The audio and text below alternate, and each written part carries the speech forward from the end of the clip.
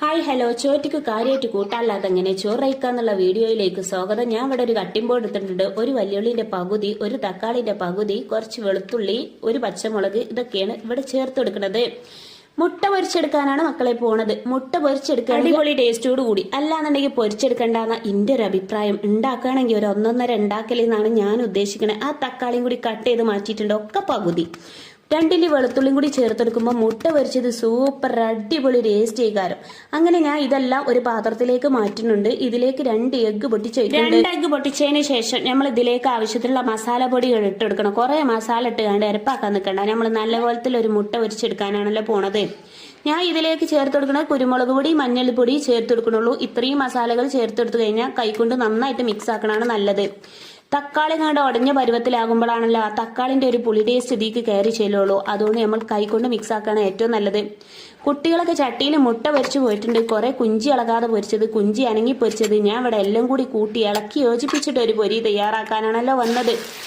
ചട്ടി നന്നായിട്ട് ചൂടായതിന് ശേഷം മാത്രം ഈ എഗ്ഗ് ഇതിലേക്ക് ഒഴിച്ചെടുക്കുക. ഇതുപോലെ ചുറ്റിച്ചെടുക്കുക. എന്നിട്ട് 2-3 മിനിറ്റ് ഇങ്ങോട്ട് നെരിച്ചിങ്ങോട്ട് എടുക്കുക. നെരിച്ചെടുത്ത് കഴിഞ്ഞാൽ പിന്നെ ഇതുപോലെ തിരിച്ചിട്ടെടുക്കുക. കീറാതെ കിട്ടണമെന്നുണ്ടെങ്കിൽ ക്ഷമാപൂർവ്വം എടുത്ത് മറിച്ചിട്ടുണ്ടെങ്കിൽ കീറാതെ കിട്ടും. ഇതിന്റെ മുകളിലേക്ക് വെളിച്ചെണ്ണ ഒഴിച്ചെടുക്കുക. ഒരു പ്രത്യേക ടേസ്റ്റാണ്. കുറച്ചേരം ഇങ്ങനെ നെരിച്ച് നിർത്തുക. അപ്പോഴേക്ക് നമുക്ക് എങ്ങനെ മുട്ട പൊരിച്ചത് മാത്രം ചോറ് കഴിക്കാൻ പറ്റുക? എനിക്ക് പറ്റൂല. അതുകൊണ്ട് ഞാൻ ഇവിടെ വന്നിരിക്കുകയാണ്. 2 വെളുത്തുള്ളി, അതുപോലെ ഒരു പച്ചമുളക് എല്ലാം കൂടി കുത്തി ചതച്ചിട്ട് ആവശ്യത്തിന് ഉപ്പും ചേർത്ത് ഇതിലേക്ക് കുറച്ച് മോരൊഴിച്ചിടും. മോരൊഴിച്ചിട്ട് അങ്ങോട്ട് കഴിച്ചാണ്ടല്ലോ എന്താ സൂപ്പർ. ഉപ്പൊക്കെ അങ്ങോട്ട് പാകത്തിന് വേണം. നമുക്ക് ചോറ്റിക്ക് ഒഴിച്ച് കഴിച്ചു വെക്കാം. നല്ല അടിപൊളി ടേസ്റ്റാണ്. എല്ലാവരും എൻ്റെ വീഡിയോ കണ്ടിട്ട് ഉണ്ടാക്കി നോക്കണേ.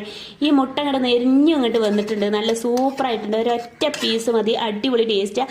ഞാൻ നിങ്ങൾക്ക് പറഞ്ഞു തന്നിട്ടുള്ളത് നല്ലൊരു കോമ്പിനേഷനാണ്. വെളുത്തുള്ളിയൊക്കെ ചേർത്ത് മോര് കലക്കി എടുത്തുകൊണ്ട് പച്ചമുളകൊക്കെ ചേർത്തുകൊണ്ട് ഒരു പ്രത്യേക ടേസ്റ്റാണ്. ആ മുട്ടയും കൂടിയും കൂട്ടി കഴിക്കാൻ പറ്റിയ അടിപൊളി ടേസ്റ്റാണ്. എല്ലാവരും എൻ്റെ വീഡിയോ കണ്ടിട്ട് ഒന്ന് ഉണ്ടാക്കി നോക്കണേ. വീഡിയോ കണ്ട് ഇഷ്ടമായിട്ടും ലൈക്ക് ചെയ്യാനും ഷെയർ ചെയ്യാനും സബ്സ്ക്രൈബ് ചെയ്യാനും മറന്നു പോകരുത്. Okay bye. അടുത്ത വീഡിയോയിൽ കാണാം ഇൻഷാല്ലാ. Okay, see U.